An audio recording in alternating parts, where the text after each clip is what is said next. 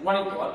நம்ம என்ன பார்க்க போறோம்னா நவம்பர் டிசம்பர் ஒரு டிசிசிக்கு எஸ்ஆர்பிக்கான எக்ஸாம் அனலைஸ் எவ்வளவு மார்க்ஸ் ஸ்கோர் பண்றது பை பார்க்கணும். நமக்கு எல்லாம் தெரியும், முதல்ல கூட்டுறோட 100 பேருக்கு 40, ஜெனரல் ஸ்டடீஸ் 80, அப்புறம் தமிழ்ல இருந்து 80 மார்க் மொத்தம் இருக்குது. நமக்கு ஃபுல் ஸ்கோரிங் என்ன பார்க்கணும்னா கூட்டுறோட 100ல நம்ம வந்து 90+ எடுக்க போறோம். 90 எடுக்கிறது யூஸ்ஃபுல்லா ஒரு 20 லாக் 8 லாக் கொஸ்டின் வந்து ப்ரீவியஸ் இயர் போட்டுருவோம். அப்படிங்கும்போது கூட்டுறவு கோஆபரேட்டிவ்ல 100 மார்க் எடுக்க பேங்க் தெரியும் வாங்கிக்கலாம். அடுத்த CS 80 max 10 question, computer science 10 question. இதெல்லாம் இந்த 10 கொஸ்டின் ஃபுல் ஸ்கோரிங் எடுக்கலாம். ஏன்னா மேக்ஸ் அவ்வளவு டிஃபிகல்ட்டா இருக்கு, சிம்பிளிஃபிகேஷன் எக்ஸி அந்த மாதிரி சின்ன டாஸ்க் தான் இருக்கு. கம்ப்யூட்டர் சயின்ஸ் 10 மார்க் நம்ம செட்டில் யூஸ் பண்றது ஷார்ட் கட்ஸ் தான் எக்ஸாம் வரும், இந்த கொஸ்டினா வரும். அப்படிங்கிறது 10 20 கொஸ்டின். கோஆபரேட்டிவ் நம்ம 90 பிளஸ் வந்து ஜெனரல் ஸ்டடீஸ்ல 10% 20 கொஸ்டின்.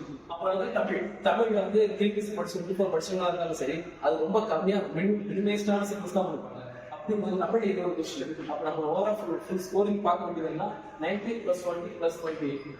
மொத்தமா 110 நிகழ்ச்சி இருக்கு. நமக்கு வந்து 2 out of 160+ போட்டாலே நமக்கு வந்து டிசிசி எக்ஸாம்ல ஜாப் கன்ஃபார்ம் பண்ற மாதிரி தான். நம்ம 110 கொஸ்டின் இங்கே போட்டோம். மீதி என்ன இருக்கு? இப்போ எந்த 10% இருக்கு. இந்த 60 கொஸ்டின் தான் நீங்க வந்து ஹிஸ்டரி, குவாலிட்டி, எக்கனாமிக்ஸ், ஐஎன்எம் அப்படின்னு எல்லா செக்டரும் படிக்க போறீங்க.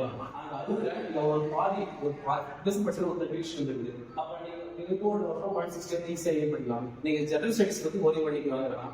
முக்கியமா இந்த 100 out of 90 இந்த கோஆப்டல் இம்பார்ட்டன்ஸ் கொடுக்கும். இந்த ஃபுல் ஸ்கோரிங்ல ஒரு கொஸ்டின் மேக்ஸிமம் தமிழ் கொஸ்டின் அப்படிங்கிற மீதி எல்லாமே இந்த ஸ்கோரிங் சப்ஜெக்ட் தான் பார்க்கணும்.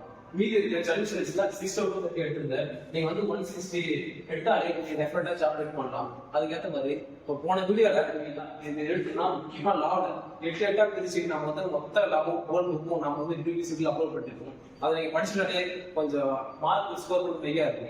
இதுக்கு அடுத்து வந்து என்ன பார்க்க போறோம்னா, முதல்ல நம்ம ஹிஸ்டரி வீடியோ இந்தியா விடுதலை கூட்டுறவு அப்படிங்கிற பாடத்தை வந்து நம்ம ஃபுல்லா அனலைஸ் பண்ணிருக்கோம். 1892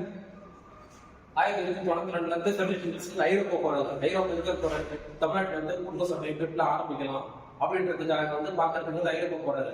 இப்ப ஐரோப்பா போனா ஐரோப்பால ஆல்ரெடி கூட்டுறவு சட்டை இருக்கு. அப்ப ஐரோப்பால யார் யார் பண்றா? சூல்ஸ் அண்ட் ரைல்ஸ்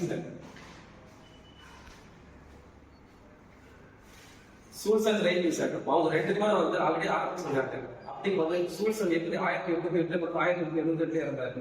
அதுக்கேற்ற மாதிரி அவங்க எப்படி 1849 வந்து காலனி கட்சி முதல் கூட்டுறவு சட்டம் ஆரம்பிச்சாங்க.